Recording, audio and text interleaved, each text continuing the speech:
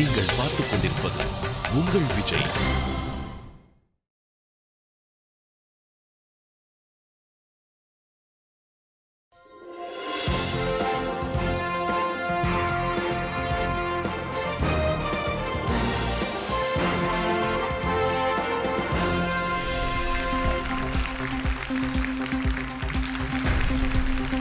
Welcome to doctor தமிழகத்தின் மிகப்பெரிய health show. என்னுடைய பேர் டாக்டர் தனசேகர். நான் ஒரு குழந்தைகள் குடல் நல மருத்துவர். நான் இதுக்கு முன்னாடி லண்டனில் 10 வருஷம் இருந்திருக்கேன். ஒரு 3 வருஷத்துக்கு முன்னாடி இந்தியாவுக்கு திருப்பி வந்தேன்.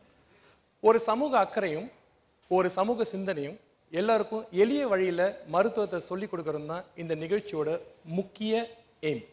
மெடிக்கல் அவேர்னஸ் இன்னைக்கு ஒரு பெரிய லெவலில் போயிட்டுருக்கு. நாம் எல்லாருமே ஆரோக்கியமாக இருக்கணும்னு நினைக்கிறோம், பாட்டில் தண்ணி குடிக்கிறோம், எக்ஸசைஸ் பண்ணுறோம். ஆனால் நிறைய பிரச்சனைகளுக்கான தீர்வு கை கட்டின தூரத்தில் வீட்டில் உங்கள் பக்கத்துலேயே இருக்குன்றதை நிறைய தடவை மறந்து போயிடுறோம். இந்த ஷோவில் நம்ம என்ன பேச போகிறோம், எதை பற்றி பார்க்க போகிறோம்னு பார்த்தீங்கன்னா வெரி சிம்பிள். பிரச்சனைகளை வராமல் எப்படி தடுக்கலாம், வந்த பிரச்சனைகளை எப்படி தீர்க்கலாம்.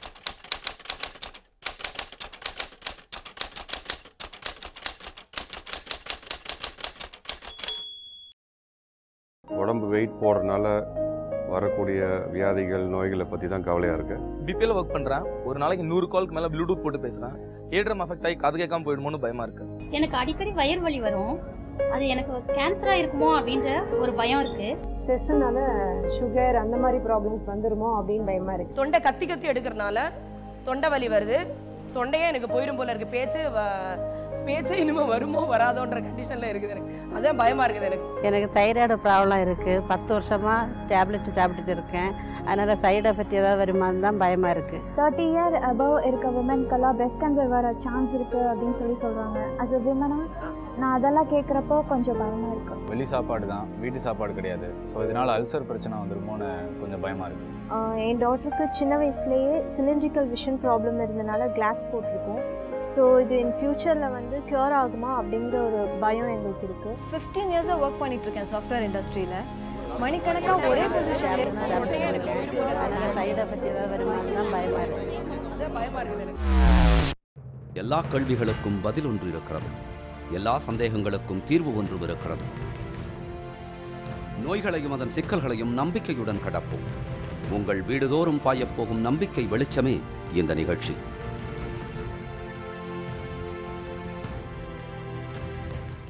இந்த நிகழ்ச்சியோட உண்மையான ஒரு நோக்கமே இதுதான். நாம் இன்னைக்கு இந்த நிகழ்ச்சியில் என்ன பேச போகிறோம்னு பார்த்தீங்கன்னா 3 மாத கர்ப்பத்தை பற்றி பேச போகிறோம். இந்த நிகழ்ச்சியில் என் கூட கலந்துக்கிறதுக்கு நிறைய பேர் வந்திருக்காங்க. குடும்பத்தினரும் மற்றும் 3 மாத கர்ப்பிணிகளும் இன்னைக்கு நம்ம நிகழ்ச்சியில் நம்ம கூட இருக்காங்க. நான் ஃபர்ஸ்ட் உங்கள் எல்லாம் ஒரு கேள்வி கேட்க விரும்புகிறேன். ஒரு குழந்தை எவ்வளோ பெருசாக இருக்கும்னு நினைக்கிறீங்க கருவில் இருக்கப்போ, உருவாகிறப்போ? ஒரு உள்ளங்கையை விட சின்னதாக தான் இருக்கும். உள்ளங்கை. லெமன் இல்ல ஆரஞ்சு. லெமன் இல்லை ஆரஞ்சு. வேற யாராவது? 4 to 5 inches. 4 to 5 inches. 6 ஒரு ஹாஃப் ஸ்கேல்ல ஹாஃப் சைஸ் இருக்கும். ஹாஃப் ஸ்கேல்ல ஹாஃப் சைஸ். ஆமாம். ஆக்சுவலாக எவ்வளோ பெருசு இருப்பாங்க, ஒரு கரு உருவாகிறப்ப எவ்வளோ பெருசு இருப்பாங்கன்னு காட்டுறேன். உங்கள் கை நீட்டுங்க.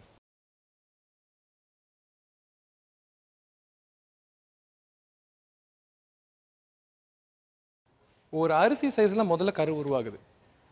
அதுக்கப்புறம் ஆனால் எவ்வளோ பெருசாகும்னு நினைக்கிறீங்க நீங்கள் ஒரு 3 மாதத்தில்? ஒரு 4 to 5 சென்டிமீட்டர். 4 to 5 centimetres. எவ்வளோ வெயிட் இருப்பாங்கன்னு நினைக்கிறீங்க? அப்ராக்சிமேட்டாக ஒரு 250 கிராம்ஸ். 250 கிராம்ஸ். 250 கிராம்ஸ். 250. 1/4 கிலோ. 3 மாத குழந்தை. ஆச்சரியமா இருக்கா? ஸோ உங்கள் வயிற்றுக்குள்ளே தான் அவ்வளோ பெரிய கரு தான் இருக்குது. ஆச்சரியமா இருக்கு இல்லைங்களா? ஸோ எதுக்காக அதை காமிச்சோம் அப்படின்னு பார்த்தீங்கன்னா ரொம்ப சிம்பிள். ஒரு அரிசி அளவில் இருக்கிற ஒரு கரு 1 மாதத்தில் 2 சக்கரை கட்டி அளவுக்கும் 3 மாதத்தில் 4 சக்கரை கட்டி அளவுக்கும் வேகமாக குழந்தை வளருது. உங்கள் உடம்புக்குள்ள ஒரு பெரிய மாற்றம். ஆனால் வெளியே வந்து சில பேருக்கு தெரியுது, சில பேருக்கு தெரியல. ஓகேங்களா? ஓகே, இப்போ உங்களுக்கெல்லாம் ஏதாவது சாப்பிடணும் அப்படின்னு தோணுதுங்களா? என்னென்ன சாப்பிடணும்னு ஆசையாக இருக்குது சொல்லுங்களேன், எல்லாரும் சொல்லுங்க கேட்போம். கலாக்காய். Super super. மாங்காய் புளி. மாங்காய் புளி. வேர்க்கடலை பட்டாணி. வேர்க்கடலை பட்டாணி. ரைட். மாங்காய். கொய்யாக்காய். ஓகே, கொய்யாக்காய். நீங்க சொல்லுங்க. என்னம்மா? கார்ன். கார்ன். வேக வச்ச கார்ன். Interesting interesting. நான் காட்டுறேன் உங்களுக்கு. நான் நான்வெஜ் அதிகமாக சாப்பிடுவேன், ஸோ அதனால எனக்கு ரொம்ப காரமாக அந்த மாதிரி சாப்பிடணும். காரமாக இருக்கு. நான் உங்களுக்கு இங்கே காட்டுறேன். இப்போ ப்ரெக்னென்ட் லேடிஸ்க்கெல்லாம் என்னென்ன மாதிரி ஃபுட் பிடிக்கும் அப்படின்றது இங்கே ஒரு டேபிளில் வச்சுருக்கோம். நாங்களே எடுத்து வச்சுருக்கோம். ஒரு சென்சஸ் பார்ப்போம் என்னென்ன இருக்குது அப்படின்னு. நான் வந்து லிஸ்ட் இருக்கீங்க, நான் காட்டுறேன் உங்ககிட்ட. உங்களுக்கு எது பிடிக்குதோ கை தூக்குங்க பிடிச்சவங்கலாம். மாங்காய், மெஜாரிட்டி மாங்காய் தான் நினைக்கிறேன். Okay right. இது என்னது?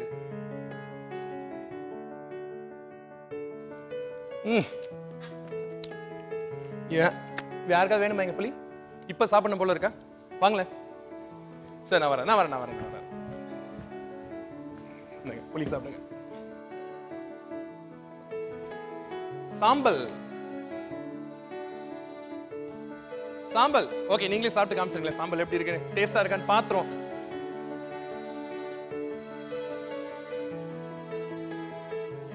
நல்லா இருக்குங்களா?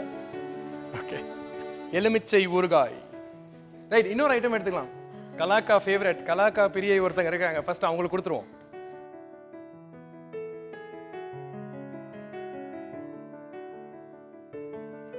ஓகே, எலுமிச்சை ஊறுகாய் யாருக்கு பிடிக்கும்? Super, unbelievable.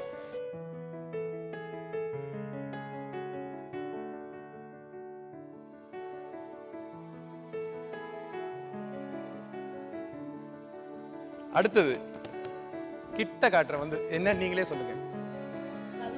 பல்பம், புலிக்காய்ச்சல். யாருக்கு பல்பம் வேணும்? பல்பம் வேணுமா? ரைட், லைவ் டெமோ ப்ளீஸ் எடுத்துங்க. சூப்பர், சாப்பிடுங்க, என்ஜாய்.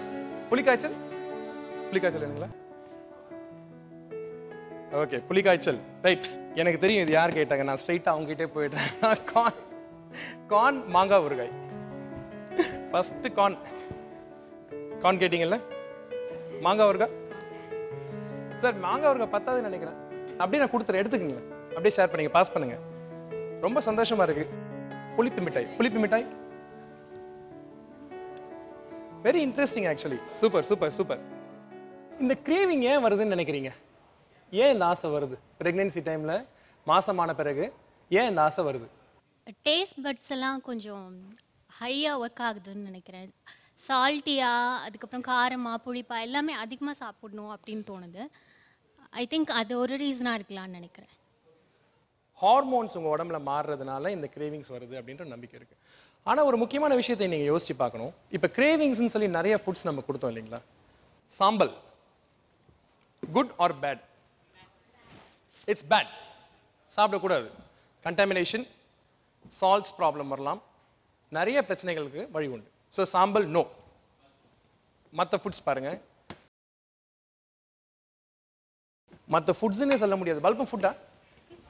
சாப்பிடக்கூடாது. ஒன்று வந்து சாம்பல், இன்னொன்று பல்பம். ஸோ உங்களுக்கு வந்து ப்ரெக்னன்சி டைமில் ஃபுட்டாக இருந்தாலும் அது வந்து ஃபுட் இல்லை. ஓகேங்களா? மற்ற உணவுகள் பார்த்தீங்கன்னா பொதுவாகவே நிறைய உணவுகளில் காரமும் புளிப்பும் ரொம்ப அதிகமாக இருக்கும். எல்லாமே ஒரு அளவை எடுத்துங்க, தப்பு இல்லை. ஆனால் என்னுடைய அட்வைஸ் என்னன்னு கேட்டிங்கன்னா, இங்கே பாருங்க,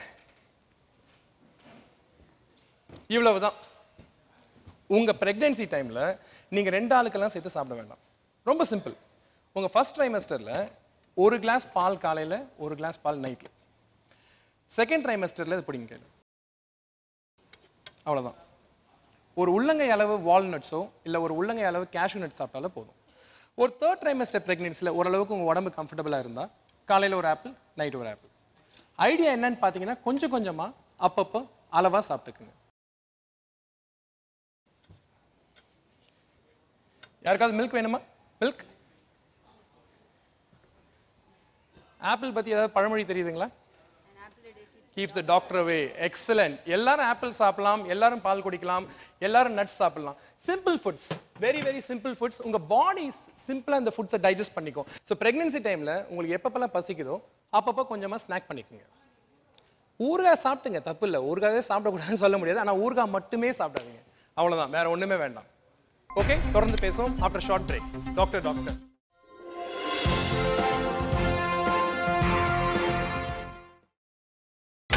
நீங்கள் பார்த்துக் கொண்டிருப்பது உங்கள் விஜய்.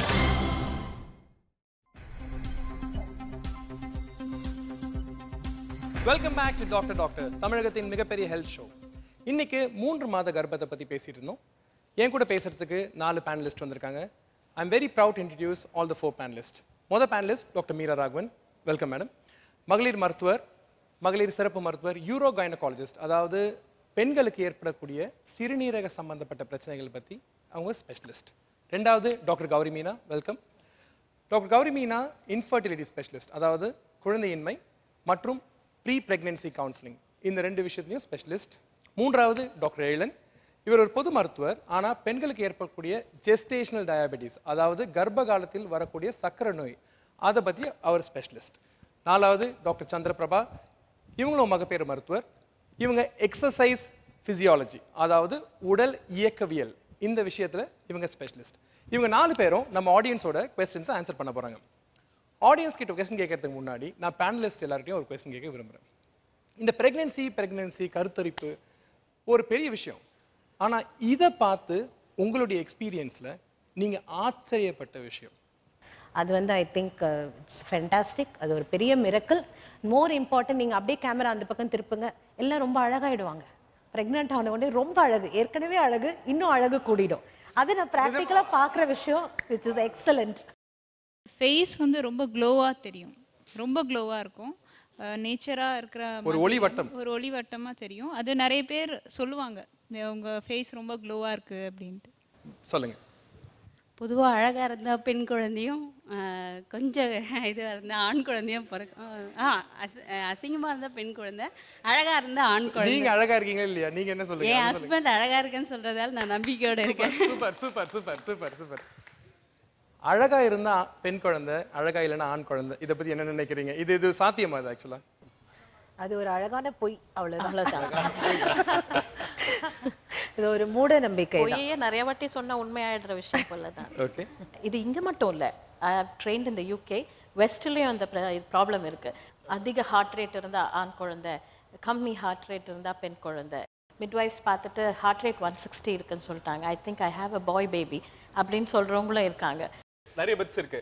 இன்னொரு பித்து என்னன்னா, தொப்புளுக்கு கருப்பை பச்சை தான் ஆண் குழந்தையா பிறக்கணும் ஒரு பித்து இருக்கு. அப்புறம் கட்ட விரல் அசஸ் பண்ணிட்டு அதை பத்தி ஒரு பித்து இருக்கு. வேற என்ன மித்ஸ் இருக்கு மேம்? நீங்க சொல்லுங்க, நீங்க தான் கேள்விப்பட்டீங்க. அதாவது ரொம்ப எக்ஸசிவா தூங்குனா இது கண்டிப்பா ஆம்பளை பிள்ளை தான்ப்பா அப்படின்வாங்க. ஆக்டிவா இருந்தா பொம்பளை பிள்ளை தான். சோ இப்ப கருவிலே ஆண்கள் சோம்பேறின்ற மாதிரி சொல்றாங்க.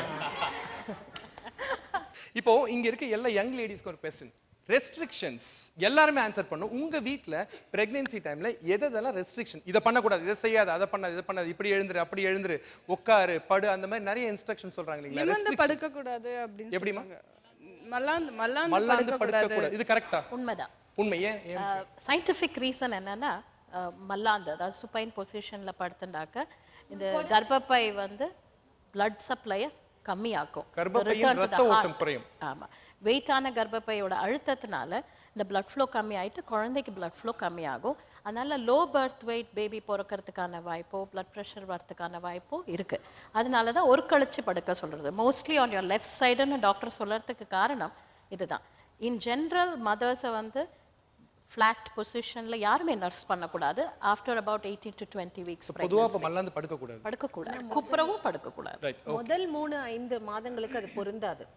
ஆஃப்டர் 20 கர்ப்பப்பை ஓரளவுக்கு பெருசான அப்புறம் தான் இந்த எஃபெக்ட் எல்லாம் வரும். அடுத்த கேள்வி சொல்லுங்க. டாக்டர், நம்ம படுத்துட்டு இருக்கோம் இல்லையா, இப்போ ஒரு கழிச்சு படுத்துட்டு இருக்கோம். ஸோ சம்டைம்ஸ் கொஞ்ச நேரம் ஆனோடனே திருப்பி படுக்கணும். அப்போ என்ன வீட்டில் என்ன சொல்லுவாங்கன்னா, அப்படியே திரும்பிடாத, எழுந்து உட்காந்துட்டு ஒரு ஃபியூ செகண்ட்ஸ் ஆனதுக்கு அப்புறமா திருப்பி அந்த ரைட் ஹேண்ட் சைடில் படுன்னு சொல்கிறாங்க. அது கரெக்டாக? இல்லைன்னா அப்படியே நம்ம திரும்பி படுத்துலாம்? படுக்கிறதுல தப்பு கிடையாது. ஆனால் எழுந்து உட்காந்து நீங்கள் படுக்கும்போது உங்களோட மசில் ஸ்ட்ரெச் ஆனதெல்லாம் பிடிச்சிக்காது, நாளைக்கு வலிக்காது. ஏன்னா எந்த ஒரு வலி வந்தாலும் உடனே நீங்கள் பயப்படுவீங்க. இல்லை, அந்த குழந்தை மேலே அந்த குடல் சுத்தம் அப்படி சொல்கிறாங்க, அதெல்லாம் அதுக்கும் இதுக்கும் சம்மந்தமே இல்லை, கனெக்ஷனே இல்லை. கர்ப்பப்பைக்குள்ள குழந்தை பாப்பா பத்திரமா தூங்கிட்டு இருக்கு, நீங்கள் டிஸ்டர்பே பண்ண மாட்டீங்க, கவலைப்படாதீங்க. ஐப்ரோ ட்ரிம் பண்ணக்கூடாது, ஐப்ரோ ட்ரிம் பண்ணக்கூடாது. ஓகே, இதுக்கு நானே பதில் சொல்லிடுறேன், அப்படிலாம் ஒன்றும் கிடையாது, அவங்க கிட்ட கேட்க வேண்டாம். வேற ஏதாவது சொல்லுங்க. சேர்ல அந்த மாதிரி மேல உட்காரக்கூடாது அப்படின்னு சொல்றாங்க. சேர் மேல உட்காரக்கூடாதுன்னா சேர்க்கு தரையில தான் உட்காரணும் அப்படின்னு சொல்றாங்க. தரையில தான் உட்காரணும். ஏதாவது சயின்டிஃபிக்? அதுல வந்து என்னன்னா, சேர்ல உட்காரக்கூடாதுன்னு இல்லை, தரையில உட்கார்ந்தா பெட்டர். ஏன்னா நம்ம மறந்துட்டோம் தரையில எப்படி உட்கார்றது, உட்கார்ந்தா கை ஊனாம எழுந்துக்கிறது. ஏன்னா அப்படி உட்காரும் போது நமக்கு முக்கியமான பிறப்புறுப்பு சுத்தி இருக்கிற தசைகள் வந்து வேலை செய்யும். அது வந்து சுகப்பிரசவம் ஆனால் அது இலகுவா இருக்கும், வேற ஒன்றும் கிடையாது. கீழே உட்கார்ந்தாலும் காலை நீட்டி உட்காரணும், மடக்கி உட்காரக்கூடாது. காலை மடக்கி உட்காரக்கூடாது. அது வந்து நீங்க இதுல தரையில சம்மணம் கூட்டி உட்கார்றப்ப அன்டியூ ஸ்ட்ரெச்சிங் இருக்கக்கூடாதுன்றதுக்காக சொல்லப்பட்டிருக்கலாம். பட் உட்கார்றதுல தவறு இல்லை. காலை நீங்க நீட்டி உட்கார்ற பொழுது உங்களுக்கு அந்த ஸ்ட்ரெச்சிங் இருக்காது. ஸோ உங்களை காலை நீட்டி உட்காருங்கன்னு தே மே அட்வைஸ். சூப்பர். எங்கள் வீட்டில் வந்து வெயிட் எதுவும் தூக்கக்கூடாது, ஸ்டெப்ஸ் ஏறக்கூடாது, அந்த மாதிரி நிறைய சொல்லுவாங்க. ஸ்டெப்ஸ் எதுவும் ஏறக்கூடாது, வெயிட் தூக்கக்கூடாது, ஒரு ஒரு சின்ன பக்கெட்டில் தனியாக தான் கூட தூக்கக்கூடாது சொல்லுவாங்க. நீ தூக்காத அப்படி ஒரு ரெஸ்டாகவே வச்சுட்டு இருப்பாங்க என்ன. அதாவதுமா பெல்விஸ் இருக்கு இல்லைங்களா, பெல்விஸ்ங்கிற ஏரியா வந்து உங்க இடுப்பை சுற்றி உள்ள இடுப்பை சுற்றி உள்ள அந்த போர்ஷனும், அதுல வந்து முதல் 3 மாசங்கள்ல உங்களுக்கு அன்டியூ ஸ்ட்ரெஸ். இப்போ நீங்க பக்கெட் தூக்குறப்ப என்ன ஆகும்? என்ன பண்றீங்களா இல்லையா? சோ அந்த இன்க்ரீஸ் இன் அப்டாமினல் பிரஷர் உங்களுக்கு மேடம் டெமான்ஸ்ட்ரேட் பண்ணி காட்ட முடியுங்களா? ஓ எஸ் see you're walking நார்மலா நடக்கறீங்க, ஒரு பக்கெட் தண்ணி இருக்கு அல்லது குடம் இருக்கு, லிஃப்ட் பண்ணி பண்றீங்களா இல்லையா? குடம் தூக்குறீங்க, குடம் இருக்கு, அதுக்கு தான் சொல்றது. புரியுதாமா? அந்த இன்ட்ரா அப்டாமினல் பிரஷர், அது உள்ள நீங்க அந்த தம் புட்டு பிடிச்சு நீங்க தூக்குறீங்க இல்லையா குடத்தையும் அது நல்லது இல்ல அப்படிங்கிறது. பட் ஜென்டில் வெயிட்ஸ் தூக்கலாம்ல மேடம்? ஜென்டில் வெயிட்ஸ் நீங்க ரெகுலரா நீங்க பண்ற வர்க், நீங்க தூக்குற இது தாராளமா நீங்க பண்ணலாம். இந்த வயிறு ஏதோ டச் பண்ணிடக்கூடாதுன்னு வேறன்றாங்க. அது எப்படி? அடிபடக்கூடாது. ஏன்னா வயிறு முட்டுற மாதிரி அடிபட்ட குழந்தைய தூக்குனாலே அப்படிலாம் 3 லேயர் இருக்கு. ஃபர்ஸ்ட் தோல் லேயர் இருக்கு, அதுக்குள்ள தசை லேயர் இருக்கு, அப்புறம் ஃபேஷியல் லேயர் இருக்கு. அழகா உங்களோட கர்ப்பப்பை உள்ள ப்ரொடெக்டடா இருக்கு. தொடக்குறத அன்டச்சபிலிட்டில பிராக்டிஸ் பண்ணனும் அவசியம் கிடையாது. குழந்தைய சுத்தி தண்ணி இருக்கு, அது ஒரு குட்டி ஸ்விம்மிங் பூல், ஜாலியா குட்டி நீச்சல் அடிச்சிட்டு இருக்கும். அதனால இயற்கையே நல்ல ஒரு பாதுகாப்பு கொடுத்துருக்கு, ஒன்றும் ப்ராப்ளம் இருக்கு. மொபைல் ஃபோன்ஸ்லாம் யூஸ் பண்ணக்கூடாது. Mobile phones doctor Alan. ஆக்சுவலா இது பயங்கர கான்ட்ரோவர்சிஸ் இருக்கு. மைக்ரோவேவ் ரேடியேஷன்ஸ் ஓட இம்பாக்ட் இருக்கா இல்லையா அப்படின்னு சொல்றது வந்து இன்னும் கான்ட்ரோவர்ஷியலா இருக்கு சயின்டிஃபிக் வேர்ல்ட்ல. இயற்கை சூழல்ல இருக்க போது நம்ம வந்து இந்த மாதிரி எக்ஸசிவ் யூசேஜ் பண்ணக்கூடாது. நிறைய பேர் பிரெக்னன்சி ஃபோன்ல சாட்டிங் பண்றது, வாட்ஸ்அப் பண்றது, அது மாதிரி விஷயங்களை தவிர்க்கலாம். ஃபோனுக்கு மட்டும் யூஸ் பண்ணுங்க, கம்யூனிகேஷனுக்கு மட்டும். சார் தலை பக்கத்துல வச்சு படுக்கலாமா? இல்ல இப்போ நீங்க பார்த்தா ஒரு கம்ப்யூட்டர் சிஸ்டம் முன்னாடி உங்க மொபைல் ஃபோன் வச்சா வர வைப்ரேஷன்ஸ் பாத்தீங்களா? அந்த வைப்ரேஷன்ஸ் எவ்வளவு இன்டென்சிட்டில பிரெக்னன்சியை பாதிக்கிறதுக்கு எந்த ஸ்டடிஸ் ஒன்றும் வரல. ஆனா ஜெனரல் ரிஸ்க் ஃபேக்டர்ல avoid excessive exposure, but safety avoid. ஆனா ஆக்சுவலா இன்னொரு முக்கியமான விஷயம் உங்ககிட்ட சொன்னேன். நம்ம செல்போன்ஸை பத்தி மட்டும் பேசாம இன்னொரு முக்கியமான விஷயம் எல்லா டாக்டரும் சொல்றது எக்ஸ்ரேஸ், சிடி ஸ்கேன். இப்போ ஒரு உதாரணத்துக்கு கேட்டோம் அப்படின்னு பார்த்தீங்கன்னா, இப்போ அம்மாவுக்கு வந்து 2வது குழந்தை பிறக்க போகுது, ஃபர்ஸ்ட் குழந்தைக்கு ஏதோ ஒரு அவசரத்துக்கு எக்ஸ்ரே எடுக்க போறாங்க, இல்லை ஒரு சிடி ஸ்கேன் எடுக்க போறாங்க அப்படின்னு பார்த்தீங்கன்னா, அந்த ரேடியேஷன் வயிற்றுக்குள்ள இருக்க குழந்தையோட அந்த கருவை வந்து பாதிக்காம நம்ம பார்த்துக்கணும். அதுக்கு ஜென்ரலாக பார்த்தீங்கன்னா வந்து டாக்டர்ஸ் கிட்ட நாங்கள் போகிறப்போ, இப்போ டாக்டர்ஸே ஒரு ப்ரொசீஜர் பண்ணுறப்ப நாங்கள் லெட் ஜாக்கெட்னு ஒன்று போட்டுக்குவோம். அந்த லெட் ஜாக்கெட் போட்டுட்டிங்கன்னா என்ன, கதிரியக்கம், அதாவது ரேடியேஷன் வந்து வயிற்றுக்குள்ள இருக்க கருவை பாதிக்காது. ஸோ அது ஒரு முக்கியமான விஷயம், அதை மறந்துடாதீங்க. அல்ட்ராசவுண்ட்னால ஒரு பாதிப்பும் கிடையாது, ஏன்னா அதில் ரேடியேஷன் எதுவுமே கிடையாது. சிடி ஸ்கேன், எக்ஸ்ரே, இந்த 2 விஷயமும் கொஞ்சம் ஜாக்கிரதையாக பார்த்துக்கங்க. வேறு எதாவது இருக்குங்களா? வேறு கொஸ்டின்ஸ்? இப்போ என்னன்னா நடக்கிறதே ஸ்லோவாக வாக்கிங் போனால் கூட ஸ்லோவாக போ, ஃபாஸ்ட்டாக நடக்க வேணாம், எதுவும் பண்ண வேணாம் அப்படின்னு சொல்கிறது வந்து தோ ஐ ஃபீல் நார்மல். அவங்க வந்து ரொம்ப ஏதோ நம்ம பேஷண்ட் மாதிரி ஆக்சுவலாக ஃபீல் பண்ண வைக்கிறாங்க. உங்க பல்ஸ் உங்களுக்கு செக் பண்ண தெரியுமா? ஓகே, பல்ஸ் எப்படி செக் பண்றோம்? மிடில் 3 fingers சரியாமா? Place it. எல்லாரும் ஃபீல் பண்ணுங்க. எனக்கு okay madam. Come on, absolutely normal. எல்லாரும் ஃபீல் பண்ண முடியுதா கண்ணா? சேஃபா you can go up to 110 மா, 110 to 120 வரைக்கும். எக்ஸஸ் ஹீட் உடம்புல வர வேண்டிய அவசியம் இல்லை, வரவும் கூடாது. இன்னொன்று, எக்ஸசிவா உங்களுக்கு வேர்வை வரக்கூடாது. உங்களுடைய ஹைட்ரேஷன், அதாவது உங்களுடைய நீரின் அளவு உங்க உடல்ல நார்மலா இருக்கணும். அதையும் நீங்க மனசுல வச்சுக்கணும். இன்னொரு பெரிய விஷயம் என்னன்னா, அன்டியூ பெயின், ஒரு ஷூட்டிங் பெயின் ஏதோ ஒரு பாகத்துல இருக்குன்னா உங்களுக்கு அது வார்னிங் சைன். நிறுத்திட்டு இம்மீடியட்டா உங்க கன்சல்டன்ட் நீங்க போயிடணும். மற்றபடி ரொட்டீனா பண்றத நீங்க பண்ணலாம். Heavy weights no. இந்த சமைக்கும் போது எதிர்க்க அந்த அனல் காத்து வயித்துல படக்கூடாதுன்னு சொல்றாங்க. அது ஹீட் ஆகும். அனல் காத்துனால குழந்தைக்கு ஹீட் ஆகுமா வயிறு? இல்ல தொடர்ந்து ரொம்ப நேரம் இருந்தா உங்க உடம்பு பொதுவா சூடாயிரும், வேத்து கொட்டி உங்க உடம்போட வெப்பத்தை உங்க உடம்பே சரி பண்ணிக்கும். அதனால அது ஒரு பெரிய பிரச்சனை கிடையாது. பொதுவா பாத்தீங்கன்னா நீரிழப்பு இருக்கு இல்லைங்களா, சாதாரணமாக நீரிழப்பு வந்து உங்களுக்கு நார்மல் ஆக்டிவிட்டிஸ், நம்ம இருக்கிற இடம் வந்து ரொம்ப ஒரு சூடான பகுதி. ஸோ நம்ம வந்து ஒண்ணுமே பண்ணனாலும் நம்ம தோல்ல இருந்து அதிகப்படியா நீரிழப்பு இருக்கும். ஸோ நீரிழப்பு இருக்கப்ப என்ன பண்ணணும்? தண்ணி குடிக்கணும், அவ்வளோதான். ஸோ நம்ம டெம்பரேச்சர் ரெகுலேஷன், அதாவது உங்கள் உடம்பை வந்து ஒரு டெம்பரேச்சர், ஒரு விதமான சூடு நிலையில் வந்து உங்கள் மூளை வச்சுக்க ட்ரை பண்ணுது. அந்த சமயத்தில் கொஞ்சம் ஹீட்டாக நீங்கள் எக்ஸ்போஸ் ஆகிறப்ப உடம்புலேருந்து நீர் வெளிப்பாடு அதிகமாக இருக்கும். அதுக்கு காம்பன்சேஷன், அதுக்கேற்ற மாதிரி தண்ணி குடிச்சிட்டிங்கன்னா இந்த பிரச்சனை வராது, வேற ஒன்றும் இல்லை. தொடர்ந்து பேசுவோம் ஆஃப்டர் ஷார்ட் பிரேக். 3 மாத கர்ப்பிணிகளுக்கு என்னென்ன தொந்தரவுகள் வரலாம், பிரச்சனைகள், ஆடியன்ஸ் கிட்ட பேசிட்டு இருக்கோம். Come back after break. It's doctor big health show. சாம்பல் சாக் பீஸ் சாப்பிடவே கூடாது, நெவர். ஆப்பிள், முந்திரி பருப்பு, வால்நட், 2 கிளாஸ் பால் உங்களுக்கு பெஸ்ட் ஸ்நாக்ஸ். படுக்கும்போது மல்லாந்தோ குப்புறவோ படுக்கக்கூடாது. லெஃப்ட் சைட் ஒரு கழிச்சு படுக்கிறதா ரொம்ப நல்லது. வெயிட் தூக்கும்போது வயிறு இழுத்து பிடிக்காம பார்த்துக்கோங்க. கால் நீட்டி ஹாயா உட்கார்றது ரொம்ப நல்லது. அதிகமாக செல்போன் யூஸ் பண்ண வேணாம்.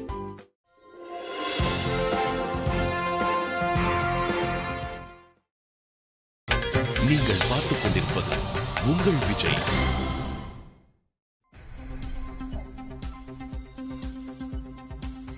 வெல்கம் பேக் டு டாக்டர் தமிழகத்தின் பிக் ஹெல்த் ஷோ. இன்னைக்கு 3 மாத கர்ப்பத்தை பத்தி பேசிட்டு இருந்தோம். ஆடியன்ஸ் அண்ட் பேனலிஸ்ட் நல்லா இன்ட்ரெஸ்டிங்காக போயிட்டு இருக்கு. நிறைய கேள்வி கேட்டுட்டு இருக்காங்க. பிரெக்னன்சி டைம்ல, அதாவது இந்த 3 மாசத்துல டூஸ் அண்ட் டோன்ட்ஸ் என்ன? சார் வயல் இழுகிற மாதிரி பேன் கட்டக்கூடாது அப்படின்னு சொல்றாங்க. உங்களுக்கு அன்கம்ஃபர்டபுளாக இருக்கும், சாப்பிடக்கூட முடியாது, அதனால சொல்கிறாங்க. Because the muscle is stretching. Jeans போடலாம் மேடம்? Jeans preferably I would avoid. I also advise my patients to avoid leggings as well because of the sweating and fungal infection and rashes. Fungal infection. Rather than ஏதாவது இருக கட்டினா குழந்தை இருக்கிடும், கழுத்தை சுத்திடும், அப்படிலாம். அது மட்டும் இல்ல, ஜீன்ஸ்ல இந்த லோ ஹிப் ஜீன்ஸ் எல்லாம் போடுறாங்க இல்லைங்களா, அதுல வந்து வயிறு பிரஸ் பண்ணாதுன்னு சொல்லிட்டு சில பேர் லோ ஹிப் போடுறாங்க. அது வந்து நர்வ்ஸ் வந்து தைல ஒரு நர்வை பிரஸ் பண்ணி மரத்து போக வச்சு கஷ்டப்படுத்துது. பெஸ்ட் நம்ம சீதோஷ்ண நிலைக்கு ஏத்த மாதிரி நல்ல காட்டன் கம்ஃபர்டபிள். இந்த பட்டியாலா போடுறீங்க, சல்வார் போடுறீங்க, very comfortable. You can wear that. Conceive ஆயிட்ட உடனே வேலைக்கு போக கூடாது, அவ்வளவுதான். 3 months ஃபுல் ரெஸ்ட்,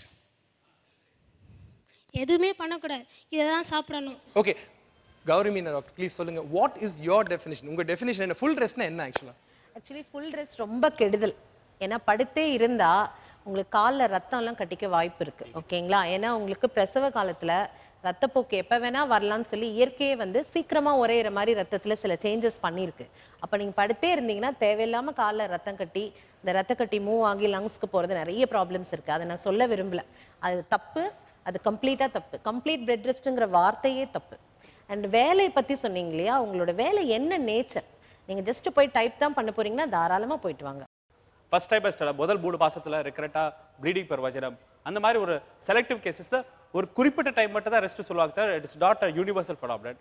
ஸோ தயவு செய்து நீங்க உளவியல் ரீதியாக சந்தோஷமா இருக்கிறதுக்கு உங்க வேலை பண்ணுறது நல்லதுன்னு நினைக்கிறேன். இப்போது அயன் டேப்லெட் ஆஃப்டர் 3 months எனக்கு கொடுத்தாங்க. ஸ்டூல் வந்து ரொம்ப பிளாக்காக இருக்குது. அது எதனால் அந்த மாதிரி பிளாக்காக ஆச்சு அப்படின்னு சொல்ல முடியுமா? இப்போ அயன் டேப்லெட்டில் இந்த இரும்பு சத்து தான் இருக்குங்க. அது உங்களுக்கு மோஷனில் உங்கள் உடம்பு அப்சார்ப் ஆகாதது வந்து மோஷனில் பிளாக் கலராக வரும். ஆனால் குழந்தைக்கு அது போய் சேர்றது புது பிளட்டாக தான் வரும். ஸோ இஃப் அட் ஆல் குழந்தைக்கு ஏதாவது பாசிட்டிவ் எஃபெக்ட்னா குழந்தை செவன் தான் பிறக்கும், நிறைய பிளட்டோட. தோல் சிகப்பாக இருக்கோ இல்லையோ தேவையான பிளட்டு உள்ளே இருக்கும். அதனால் குழந்தை கண்டிப்பாக கருப்பாக ஆகாது. இப்போது நீர் சத்து உள்ள காய்கறிகள் எடுத்துக்கணும் அப்படின்னு சொல்கிறாங்க. சுரக்காய், இந்த வெள்ளரிக்காய் இது மாதிரி எடுத்துக்கிட்டா நல்லது சொல்கிறாங்க. ஆனால் அது சாப்பிட்டா ஒரு சில பேர் குளிர்ச்சி ஆகிடுது. குளிர்ச்சிங்கிறது I doubt it whether it is due to that. இந்த காமனாக கோல்டு வரத்துக்கு காரணம் probably a small viral infection rather than குளிர்ச்சி.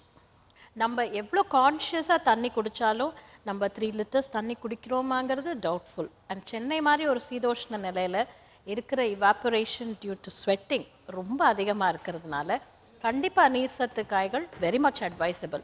ஒன் மோர் திங் என்னன்னா காயில நிறைய நார்ச்சத்து இருக்கும். அது நீங்க எடுத்தீங்கன்னா உங்களுக்கு பிரெக்னன்சில வரக்கூடிய மலச்சிக்கல் வந்து சிக்கல் தீந்துரும். இம்ப்ராப்பர் டைஜஷன் உங்களுக்கு கேஸ்ட்ரைட்டிஸ் கொஞ்சம் இருக்கும், வயிறு கொஞ்சம் ஒரு லெவல் புண்ணாதான் இருக்கும். அப்படி இருக்கிற பொழுது நீங்க ஆசைப்பட்டு காரக்குழம்பு, ஏகப்பட்ட ஊர்காய் இதெல்லாம் நீங்க கன்சியூம் பண்ணீங்கன்னா மேற்கொண்டு வயிறு புண்ணாகலாம். ஓகே, ஸோ அந்த வயிறு புண்ணாகிறதுனால இன்டைஜஷன் இருக்கும். இன்க்ளூட் ஃப்ரூட்ஸ், பழங்கள், நார்ச்சத்துள்ள பழங்கள், வாழைப்பழம், சிம்பிள் ஃப்ரூட்ஸ், ஒரு சின்ன மஞ்சள் வாழைப்பழம், அதுக்கப்புறம் கொஞ்ச நேரம் கழிச்சு ஒரு 1/2 ஆப்பிள் முடிஞ்சா சாப்பிடுங்க, ஒரு கையளவு கிரேப் சாப்பிடுங்க. ஓகே டாக்டர் எழிலன், உங்ககிட்ட ஒரு கொஸ்டின். இப்போ இன்டைஜஷன் சொல்றேன் பிரெக்னன்சி டைம்ல, இந்த இன்டைஜஷன் என்ன பிரச்சனையில போய் முடியும்? முதல் 3 மாசத்துல இருக்குது ஏர்லி மார்னிங் சிக்னஸ் அப்படின்னு சொல்ற விஷயமே என்னன்னா, ஒரு கரு உருவாக்கினா அது பாடி வந்து ஒரு ஃபாரின் பாடி மாதிரி தான் ட்ரீட் பண்ணும். அந்த ஏற்றுக்கிற பீரியட் தான் அந்த முதல் 3 மாதம். அந்த அடாப்டேஷன் ஆகிறதுக்கு இந்த மாதிரி வாதி வர தன்மை இருக்கும். ப்ளஸ் ப்ரொஜெஸ்ட்ரான் எஃபெக்ட் இருக்கு. சுரப்பிகள் என்ன பண்ணுன்னா, நம்ம சாப்பாடு குழாக்கும் வயிறுக்கும் உள்ள ஒரு ஸ்பிக்டர் அது வந்து ரிலாக்ஸ் பண்ணிடும். அந்த சாப்பாடு குழாக்கும் வயிறுக்கு உள்ள டோரை வந்து ரிலாக்ஸ் பண்ணிட்டு சாப்பிட்ட அசிடிட்டி வந்து மேலே வரதுக்கான வாய்ப்பு இருக்கு. அந்த ரிஃப்ளெக்ஸ் ப்ராப்ளமும் ஏற்கனவே சுரப்பினால வாதி வர தன்மையும் ஜாஸ்தி ஆகுது.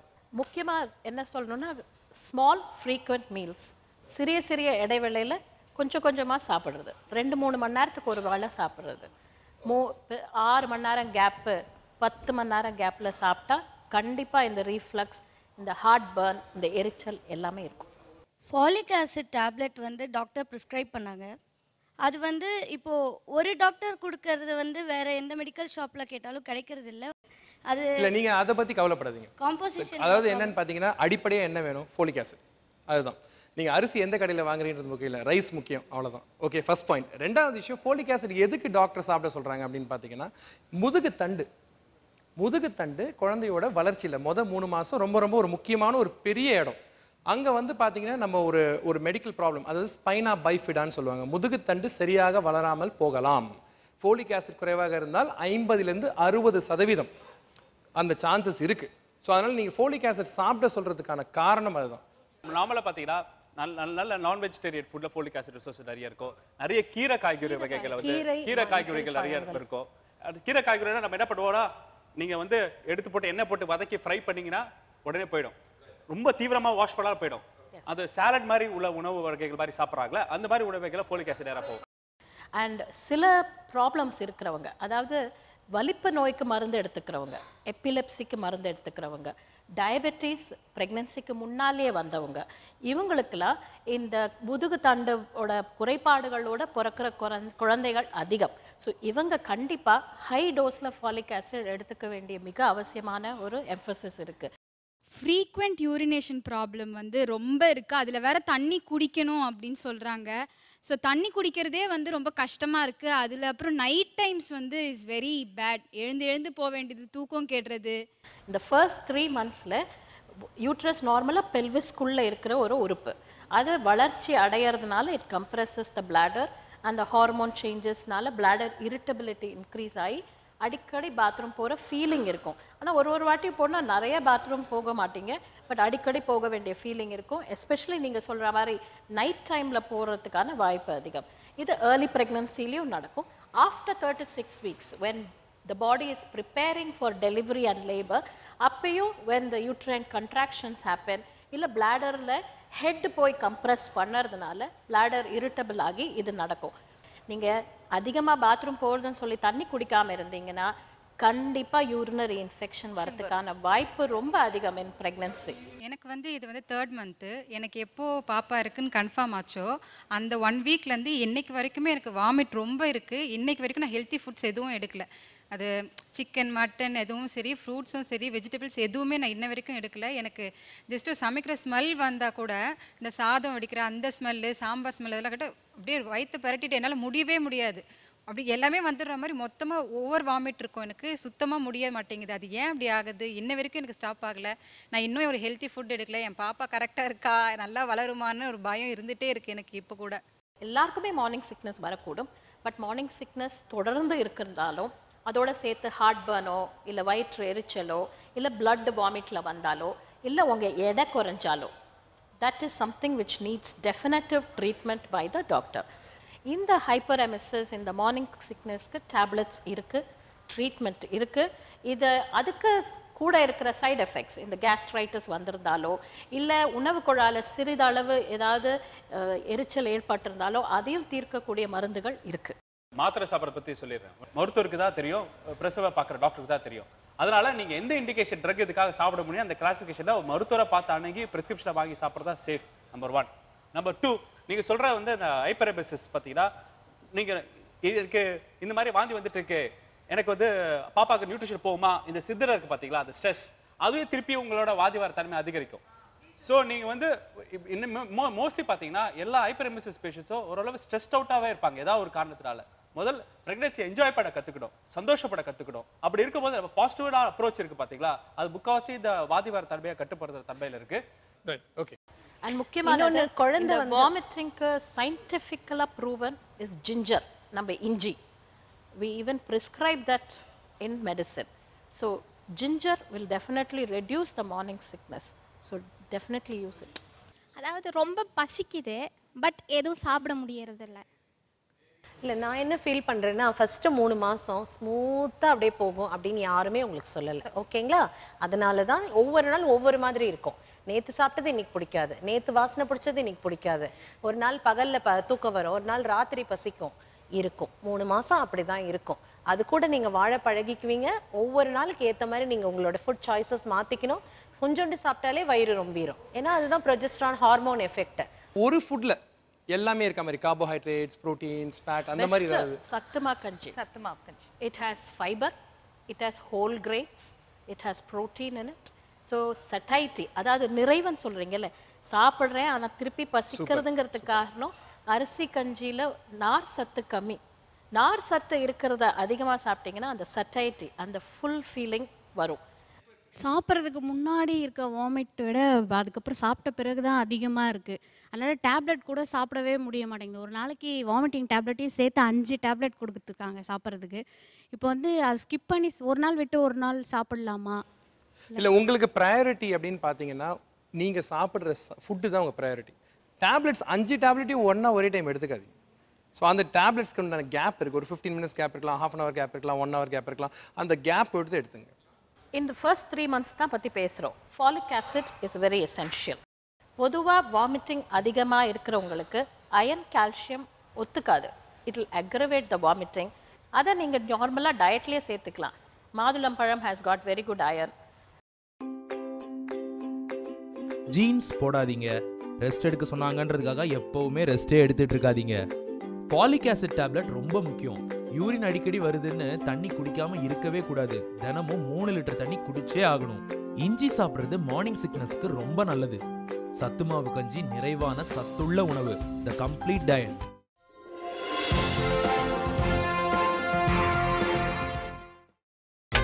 நீங்கள் பார்த்துக் கொண்டிருப்பது உங்கள் விஜய்.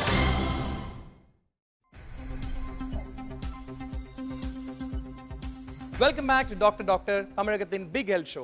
வீட்டில் எதெல்லாம் வைக்கலாம், எதெல்லாம் வைக்கக்கூடாது, எதெல்லாம் சுத்தமாக இருக்கணும், எதெல்லாம் சுத்தமாக இல்லைனாலும் பரவாயில்ல, கண்டிப்பாக இருக்கக்கூடிய பொருட்கள் என்னென்ன? ரொம்ப முக்கியமானது இந்த மடங்கி இருக்கிற மேட்டு, ரொம்ப வழுக்கக்கூடிய மொசைக் தரைகள், அங்கங்கே கொட்டி வச்சிருக்கிற தண்ணி, பாத்ரூமில் சேஃப்டி இல்லாமல் இருக்கிறது, அதெல்லாம் அவாய்ட் பண்ணிடணும். முக்கியமான காஸ் எஸ்பெஷலி 3rd month வரைக்கும் கீழே விழுந்தால் தானாக ஏற்படக்கூடிய மிஸ்கேரேஜ் இல்லை அபார்ஷன், ப்ரெக்னன்சி லாஸ் ஆகிறது, அடிபடுறது, கீழே விழுறது, இதெல்லாமே சேஃப்டி ரூல்ஸ் தான். இதெல்லாம் ரொம்ப ரொம்ப ரொம்ப ரொம்ப எசென்ஷியல்.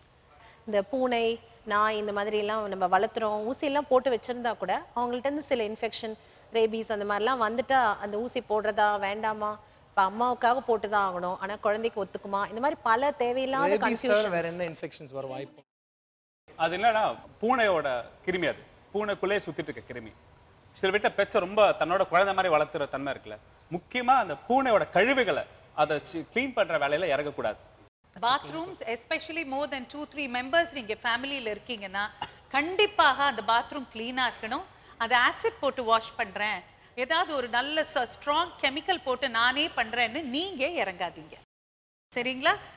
பாசிவ் ஸ்மோக்கிங்னு சொல்லிட்டு வீட்ல வேற யாராவது ஸ்மோக் பண்றாங்க வீட்டுக்குள்ள, அது பண்ணா குழந்தைக்கு வந்து வளர்ச்சி குறையலாம், குழந்தை உள்ளே துடிப்பு கூட நின்று போயிடலாம். தண்ணி அடிக்கிற ஆண், அப்புறம் சிகரெட் பிடிக்கிற ஆண், அது தேவையில்லாத பொருள், அதை தூக்கி வச்சிருங்க வீட்டை விட்டு. சுகர் இருக்குன்றாங்க. செக் பண்ணப்போ 3ஆம் மாதத்தில் சுகர் இருக்குனாங்க. ஆனால் அது மறுபடியும் ஒமிமெட் டேப்லெட் எடுத்து மறுபடியும் சரியாயிடுச்சு. எனக்கு என்ன பயம்னா ஃப்யூச்சரில் எனக்கு எதுவும் ப்ராப்ளம் ஆகிடுமா இல்லை என் குழந்தைக்கு எதுவும் ஆகிடுமான்றது இருக்குது. ஃபார் எக்ஸாம்பிள் வெறுவயத்தில் எடுக்கிற சக்கரை அளவுகோல் 90க்கு மேலே போகக்கூடாது. சாப்பிட்டக்கப்புறம் 2 ஹவர் இருக்கிற சக்கரை அளவுகோல் 120 மேலே போகக்கூடாது.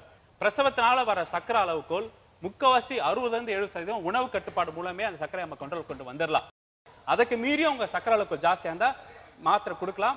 மாத்திரையும் கண்ட்ரோல் ஆகலாம். இன்சுலின் ஊசி போட்டு அந்த கர்ப்பம் முடிகிற வரைக்கும் உங்களுக்கு பிரசவத்தில் சக்கரை அளவுக்கு அதிகமாக போகாமல் பார்த்துக்கிட்டு பாப்பாவை டெலிவரி பண்ணிடலாம். குழந்தைக்கு வருமா சார் நான் பிரசவத்தினால வர சக்கரை நோய்? பிரசவத்தினால வர சக்கரை நோய் குழந்தைக்கு வர வாய்ப்புகள் இல்லை.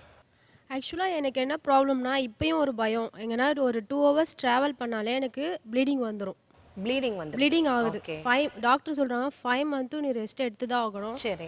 எங்கேயும் ட்ராவல்ஸ் அது மாதிரி எதுவும் இருக்கக்கூடாது, பெட் ரெஸ்ட்லேயே இருக்கணும்னு சொல்கிறாங்க. இப்போ ஒரு தடவை ப்ளீடிங் ஆகுதுன்னு வச்சுக்கோங்க, கர்ப்பப்பையில் ப்ளீடிங் ஆனால் அந்த ப்ளீடிங் வெளியே வரதுக்கு ஒரே வழி கீழ் வழியாக தான் வரும்.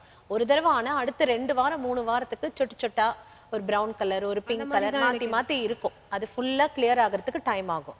அண்ட் குழந்தை உருவாகும் போது கர்ப்பப்பையோட தசையில் அட்டாச் ஆகும்போது இம்ப்ளான்டேஷன் ப்ளீடிங்னு சொல்லுவோம்.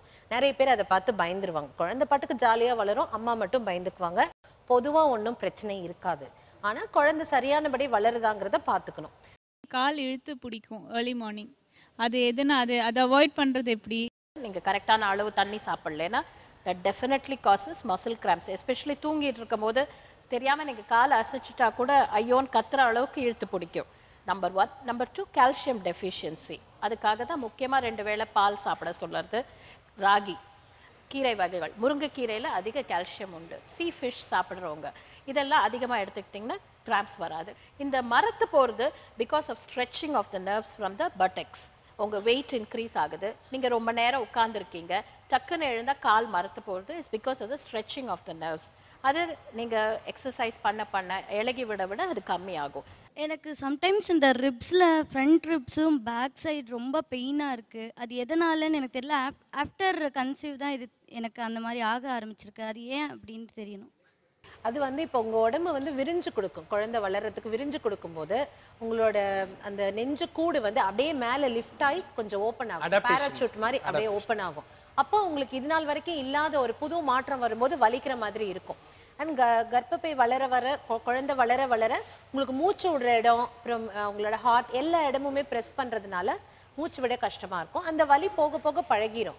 முக்கியமாக எதனால் வலிக்குது அப்படின்றத புரிஞ்சுக்கிட்டாலே வலியே கம்மியாக தான் தெரியும்.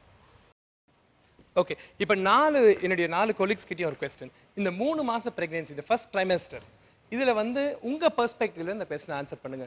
இது எவ்வளோ சீரியஸான ஒரு விஷயம்? இது ரொம்ப முக்கியமான பீரியட். ஏன்னா அந்த கரு பதியக்கூடிய பீரியட். இந்த முதல் 3 மாதம், முதல் 3 மாசத்துல கரு நல்லபடியாக பதியணும். அதுக்கப்புறமா மற்ற டிஷ்யூஸ் எல்லாம் உள்ள டெவலப் ஆகணும். ஸோ இந்த பீரியட்ல உங்களுக்கு ஏதாவது ப்ராப்ளம் இருக்குன்னா இட் டெஃபினெட்லி இண்டிகேட்ஸ். முக்கியமானது வலி, அடிவயிற்று வலி, இடுப்பு வலி, இல்லை ப்ளீடிங், இவங்க சொன்ன மாதிரி ப்ளீடிங், இல்லை ஸ்பாட்டிங் மாதிரி லேசாக சொட்டு சொட்டாக பிளட் போகிறது. ஸோ இந்த ப்ராப்ளம் இருந்தால் டாக்டரை எவ்வளோ சீக்கிரம் முடியுமோ பார்க்கணும். குழந்தை நல்லா இருக்கான்னு செக் பண்ணணும். அதுலேருந்து அட்வைஸ் எடுக்கணும். ஹை டெம்பரேச்சர் உள்ள வைரல் இன்ஃபெக்ஷன்ஸ் வந்தாலோ ஃப்ளூனால வந்திருந்தா கூட that can cause abortion. So அதுக்கு தான் சொல்கிறது 3 மாத இடைவேளை, அந்த 3 மாத கர்ப்ப காலத்தில் ரொம்ப அதிகமாக ஜுரம் வரக்கூடாது. அம்மா இருக்கிற பசங்களை பார்க்கக்கூடாது. ஸ்கூலில் ஒர்க் பண்ணுற டீச்சர்ஸ்க்கு இது ரொம்ப ரொம்ப எசென்ஷியல். ஸோ நீங்கள் வேக்சினேஷன் பண்ணியிருக்காட்டி சிக்கன் பாக்ஸ்க்கு நீங்கள் பேறுகாலத்துக்கு கர்ப்பம் அடையிறதுக்கு முன்னாலே அதுக்கான வேக்சினேஷனை பண்ணிக்கிறது ரொம்ப ரொம்ப இம்பார்ட்டண்ட்டான ஒரு விஷயம். எது வராதுன்னு நான் சொல்கிறேன் முக்கியமாக. ஏன்னா இப்போ நிறைய பேர் என்ன நினச்சிக்கிறாங்க, நம்ம நடந்தா, தும்மனா, இருமனா, வெயிட்டு தூக்குனா அபார்ஷன் ஆகிடும், அப்புறம் கணவன் மனைவி தாம்பத்திய உறவில் ஈடுபட்ட அபார்ஷன் ஆகிடும். என்னென்னவோ கதை இருக்குது. அத்தனையும் போய் ப்ரொவைடட் ஏற்கனவே அவங்களுக்கு நஞ்சு கீழே இல்லை, கர்ப்பப்பையில் வீக்னஸ்லாம் இல்லைன்னா இதை ஒரு நோயாகவே எடுத்துக்கக்கூடாது. வழக்கமான குடும்ப உறவு எல்லா வேலையும் செய்யலாம். ஏன்னா அப்படி தான் குழந்தைய உருவாகுச்சு. அப்புறம் அது கூடாதுன்னு சொல்லி ரொம்ப டென்ஷன் கிரியேட் பண்ணிடுறாங்க. எந்த பொருளை வீட்டில் கர்ப்ப காலத்தில் சாப்பிடக்கூடாதுன்னு சொன்னாங்க? அன்னாச்சி பழம், பலாப்பழம் எல்லாம் சாப்பிடக்கூடாது. அதுக்கு சம்பந்தமே இல்லை. டீ காஃபி குடிக்கக்கூடாது. டீ காஃபி குடிக்கக்கூடாது. ஓரளவு உண்மை இருக்கு. ரொம்ப காஃபி டீ குடிக்கிறது நல்லது இல்ல. ஆனா அது எதுவும் ப்ரூவ் பண்ணல. இது பிரெக்னன்ட்டா இல்லனாலும் உண்மைதானே மேடம்? ஆமாங்க. அப்சல்யூட்லி. Caffeine causes more abortionங்கற ஒரு எவிடன்ஸ் இருக்கு. 3 ஃபில்டர் காஃபியோ இல்லை 3 டீக்கு மேலே போனால் அந்த கெஃபீனோட கண்டென்ட் ஜாஸ்தி ஆகிடுது. அதனால ஜென்ரலாகவே காஃபி டீ அவாய்ட் பண்ணுற சொல்கிறது நல்லது. பால் இருக்கும்போது என்ன, கேழ்வரகு கஞ்சி இருக்கும்போது என்ன, தாராளமாக நீங்கள் குடிக்கலாம். கிராப் சாப்பிடக்கூடாது, பெப்பர் சாப்பிடக்கூடாது அப்படி சொன்னாங்க. அப்புறம் நாகப்பழம் தொடவே கூடாது அப்படி சொன்னாங்க. அது மித்துமா, அது எல்லாமே சாப்பிடலாம். ஓகே, இதுல இந்த குங்குமப்பூ வந்து சாப்பிடணும்னு அவசியம் இல்ல. அதுல ஒரு சின்ன மருத்துவ குணம் இருக்கு, ஆன்டி ஆக்சிடென்ட்னு சொல்லுவோம். அதுல சின்னதா இருக்கு.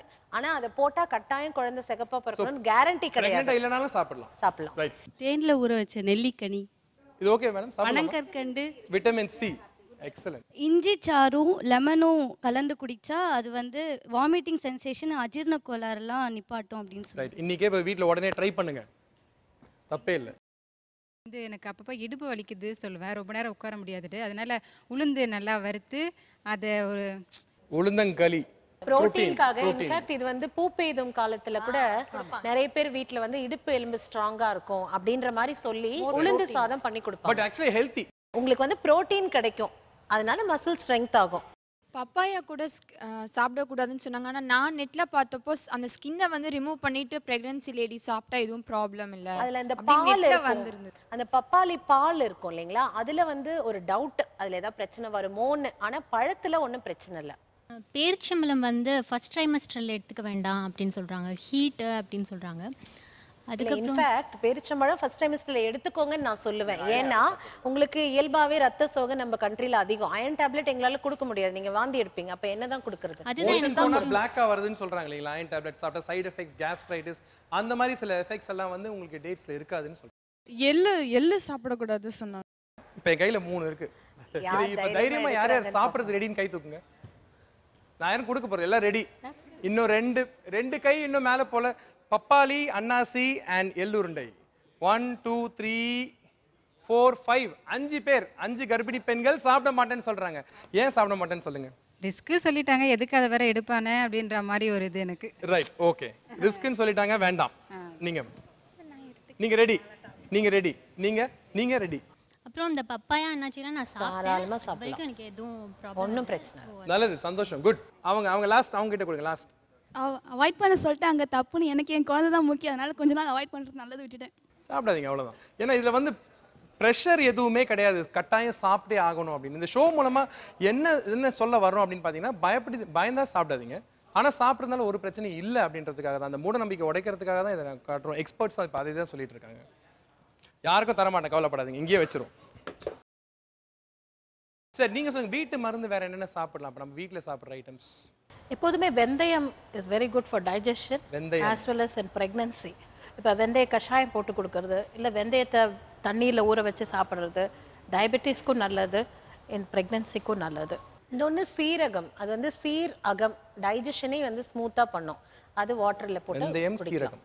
சார், நெல்லிக்கனி வந்து அவங்க வந்து ஒன்ஸ் வெட்டிட்டாலே அதோட வாட்டர் சால்ட் காத்து போயிடும். என்னை பற்றி நெல்லிக்கனி நல்லா வாஷ் பண்ணி அப்படியே கடிச்சு தின்றது ரொம்ப நல்லது. முன்னாடி என்ன அதில் இருக்கிற விட்டமின் சி வந்து இரும்புச்சத்தை ஊட்டுறதுக்கு ஹெல்ப் பண்ணும். ஸோ அயன் அப்சார்ப்ஷன் இன்க்ரீஸ் பண்ணும். விட்டமின் சி எடுத்துக்கிட்டிங்கன்னா அயன் அப்சார்ப்ஷன் இன்க்ரீஸ் பண்ணும். புதினா வந்து வாசமும் உங்களுக்கு ரொம்ப பிடிக்கும். மின்ட்டுடைய வாசம் உங்கள் வாமிட்டிங், நாசியாவை நல்லா கண்ட்ரோல் பண்ணும். ப்ராக்டிக்கலாக நான் அனுபவிச்சதை நான் உங்களுக்கு சொல்கிறேன். இன்னொன்று, புழுங்கல் அரிசி கஞ்சியில் கொஞ்சம் நீங்கள் ஒயிட் பட்டர் ஆட் பண்ணி குடிச்சிங்கன்னா நீங்கள் சொல்கிற அந்த நாசியாவுக்கு ரொம்ப இதமாக இருக்கும் வயிற்றுக்கு. Super super. அழகான பாப்பா வர்றதுக்காகவே இந்த ஷோ நடத்தியிருக்கோம். நிறைய பேசணும் இந்த விஷயத்தில். இன்னைக்கு ஷோவில் இட் வாஸ் எக்ஸாஸ்டிவ் இன்ஃபர்மேஷன். சின்ன சின்ன விஷயங்கள் தான்.